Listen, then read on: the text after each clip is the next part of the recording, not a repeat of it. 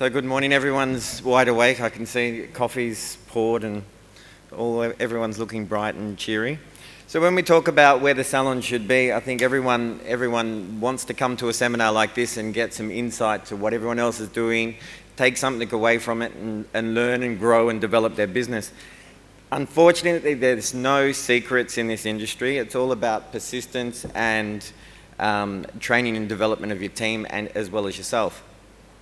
Where we look at where we should be, certainly for me, being the foreigner in this country and the guest, I look at it every single day and think, how can I add value to the salon and how can I add value to the industry?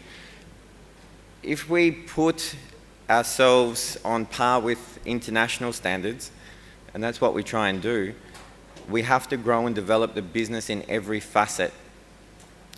So if you look at your social media, if you're looking at your service list, if you're looking at the training that you're doing with the team, it all comes down to education. So we constantly try and push sales with no real backup or support for the product or the people. So quite often I hear, or I have heard, and we all have probably done it, including myself, this is the product we need to sell, this is the margin we need to make, let's push it. And we just heard earlier about key ingredients in products. There's one thing to say it has X product in it, but what does that X product do? Does the team know what that X product does? Maybe they do, maybe they don't. Maybe their communication skills are not as developed as they should be, and that's something that we should be looking at training and developing as well. As far as positioning the salon, ultimately we all want to be leaders in the industry, including myself. It's about positioning yourself and the team equally. I know that everyone sort of looks at me and says, that's not going to happen, that won't work, they'll all take the day off or they'll all get an increment somewhere else. But when we have a team of professionals and a team of successful people, we'll obviously do better than just one person being the highlight of the salon. So for me, about 8-9 months ago, we rebranded from my name to Monsoon for the simple fact of for a brand to sustain itself, you cannot grow with one person. You have to grow as a team. So you have to forward plan and you have to develop your team to support that plan.